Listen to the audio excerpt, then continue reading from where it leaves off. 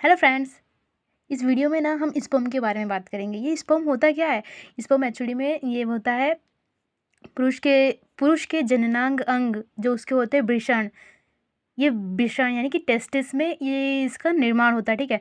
और किशोरावस्था जब हो जाती है ना 13 या 14 साल की, तो ये स्पर्म ये बनना स्टार्ट हो जाते हैं। और ठीक है, ये बनना स्टार्ट हो जाते हैं और ये क्या होता है कि पुरुष की पुरुषार्थता को निर्धारित करते हैं, ठीक है।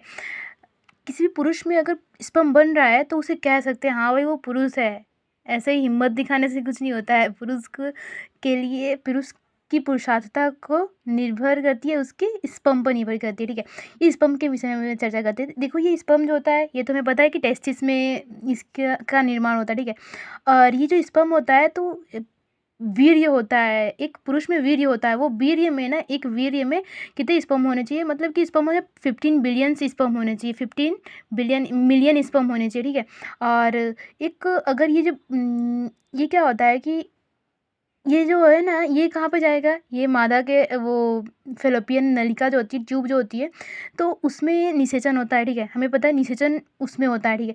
और उसमें एक अंडाणु है, ठीक है, एक अंडा है वहाँ पे। जैसे कि एक अंडा आया, वो मादा का एक युग्मक जनन होता है, जनन अंग जनन कोशिका क्या होती है, अंडे होती है।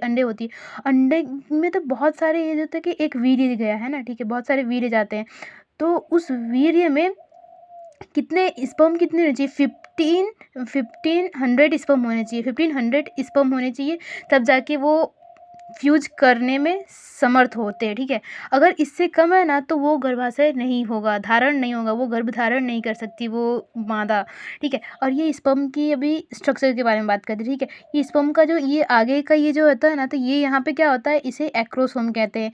इसमें ना लाइसिन एंजाइम होता है। लाइसिन एंजाइम क्या करता है, वो अंडाणु जो होती है ना, जैसे कि ये अंडाणु है, ठीक है। ये अंडाणु जो है, ये अंडाणु की जो तो ये जो होती है ना, ये वाली, ये जो ना ये जो झिल्ली होती है, इसे वो करता है, इसे भेदने का ये काम करता है। कौन ये करता है, ठीक है।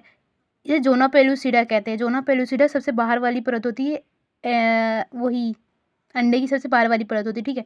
और ये यहाँ से, और फिर इसके बाद ये करने के बाद ये जो शुक्राणु होता है, ये यहाँ पे अंदर जाने के लिए अवेलेबल होता है, एलिजिबल हो जाता है ना।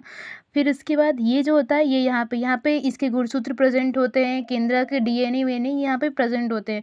उसके बाद फिर आता है ये, इसे सेंट्रोमियर कहते हैं, ठीक है, सेंट्रोमियर। और फिर उसके बाद ये यहाँ पे माइटोकॉन्ड्रिया होते हैं जो इसे ना एनर्जी देते हैं, ठीक है। और ये जो होती है इसकी टैल होती है, ये मतलब कि क्या होती है, बहुत ही स्पीड से भागते हैं ना स्पर्म, बहुत ही स्पीड से जाते हैं, तो वो स्पीड यही देने का वो करती है, ठीक है। Thank you.